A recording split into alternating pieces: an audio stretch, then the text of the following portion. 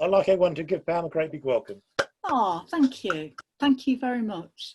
Thank you for inviting me. All right, no problem.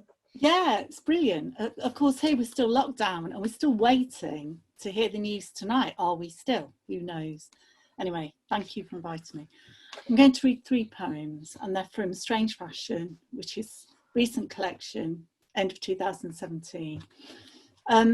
I live in Leicester, but I was grew up near Coventry.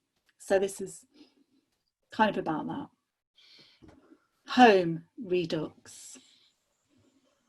You went as far as Google Earth would take you, and your house stood out in the road, the way it never did when it was black and white, knowing its place. Before your walls were swaddled in a simulacrum of bricks or a wrap of stone veneer.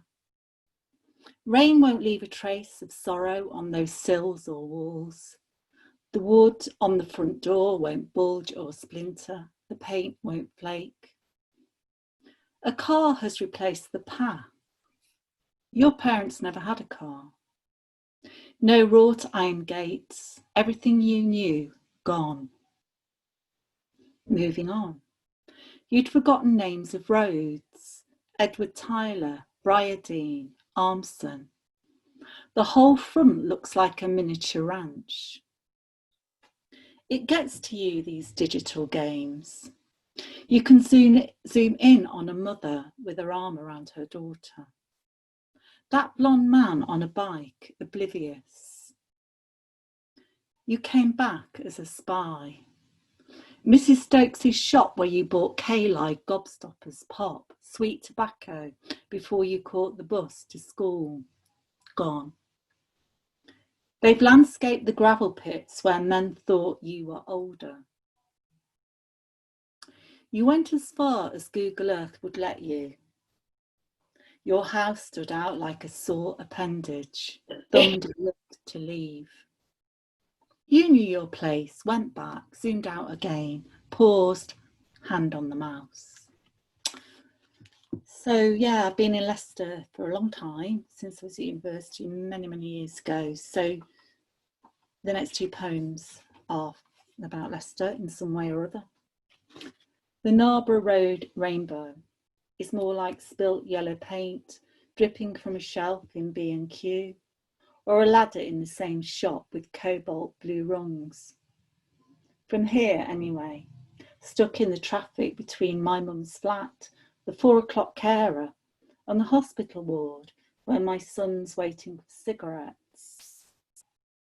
And the young Asian guy's telling me again he's got cancer, testicular cancer. The doctors injected him with it. The next minute, it's bolts of sorry material let loose like see-through stage curtains. And my friends will post photos on Facebook because it's not every day Narborough Road gets a rainbow. It's not like a rainbow, but more like what's been deliberately ruined or gathered up, stashed out of the rain with all the creases smoothed out. And finally, another Leicester poem to end. Thank you very much again. It's been lovely, and I'm looking forward to listening to your reading. For those who walk pavements, if not praise, something like a thought or two for archaeologists who dig up car parks searching for the bones of a king. And for the council worker sweeping dust and dead leaves with an edgy sway, his tattooed face looking into cars, unseeing as commuters look away. Watch those involved in tech spats with boy or girlfriend.